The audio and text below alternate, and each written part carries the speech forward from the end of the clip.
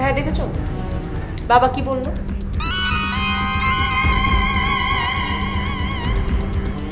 আর তুমি তোমার স্বামীকে একটু ভদ্রতা শেখাতে পারো না?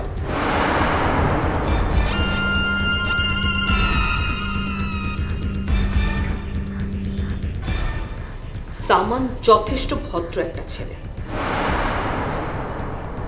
তুমি আমাদের সহ্য করতে পারছো না, তাই এ বাড়ি থেকে বের করে দেওয়ার পলিটিক্স করছো।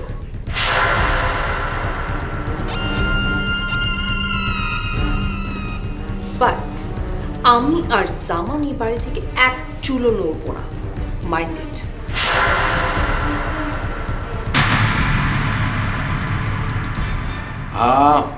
হয়েছে তো, এবার থামো না সবাই।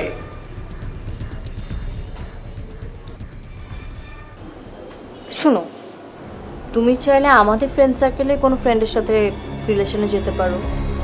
ওই যে আমাদের ফ্রেন্ডটা আছে না জিনিয়া, ও কিন্তু তোমাকে খুব পছন্দ করে। আর ও যদি না হয় তাহলে কবিতা। স্টপ প্লিজ, আর একটা কথা বলবো না।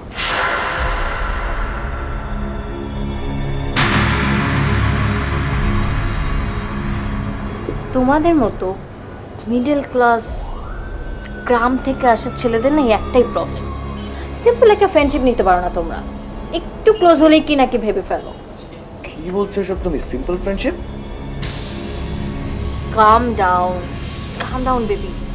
আচ্ছা ঠিক আছে, এই গত 2 বছরে তোমার আর আমার খুব রোমান্টিক একটা জার্নি ছিল, এর মাঝখানে আমাদের অনেক ভালো মন্দ সময় গেছে, আর তোমার সাথে আমার সময় খুব ভালো কেটেছে, আমি খুব এনজয় করেছি। তুমি এনজয় করনি? না, আমি আমাদের রিলেশনটা লালন করেছি, তোমাকে নিয়ে স্বপ্ন দেখেছি। Wow, dream. আমাকে নিয়ে নাকি আমার? কথা শেষ করো, শেষ করো।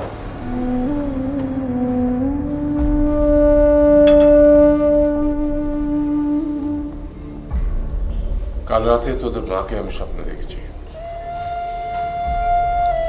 কি দেখেছো বাবা? বাবারে, তুই এই পুরস্কারটা নিতে যাস না।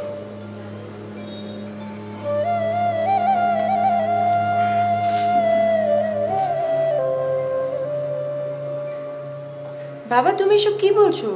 ভাইয়া পুরস্কার নিতে যাবে না মানে? তোর মাথা ঠিক আছে তো? তুই চুপ কর, তোর মাথা গিলহীন হয়ে গেছে। তোর মাথায় যদি গিলু থাকতো তাহলে অনেক আগে বিয়ে করতে, এতদিন ছেলে পেলে মা হয়ে যেত।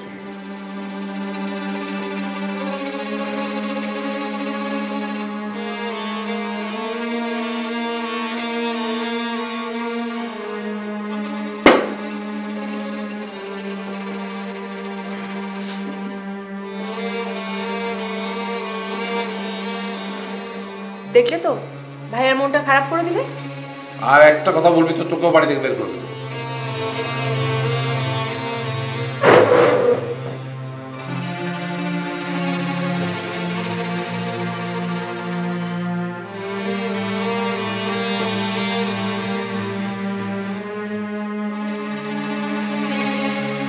আচ্ছা, আমাদের পরিচয়টা কিভাবে হয়েছিল মনে আছে তোমার?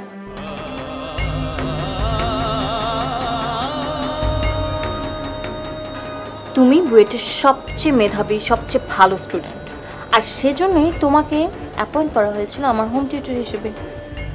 আর তুমি ঘিলহীন সেই মেয়েটা, আমার নোট আমার সাজেশন নিয়ে ভালো রেজাল্ট করার জন্যই তুমি আমার সাথে প্রেম করেছো, নাটক করেছো, তাই না? এই বুঝতে পেরেছো, গুড, ভেরি গুড। জন, জন,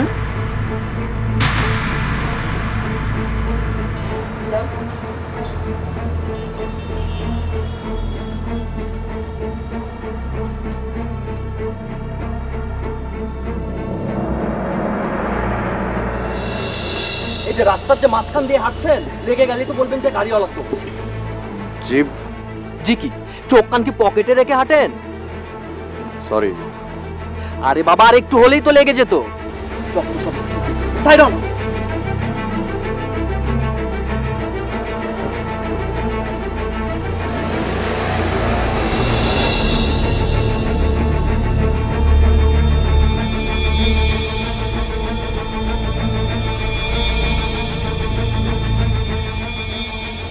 থাম যাও।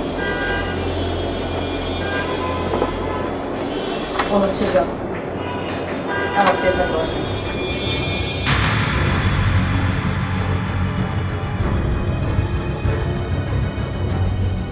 এই গাধাটার সাথে তোমার অ্যাফেয়ার ছিল?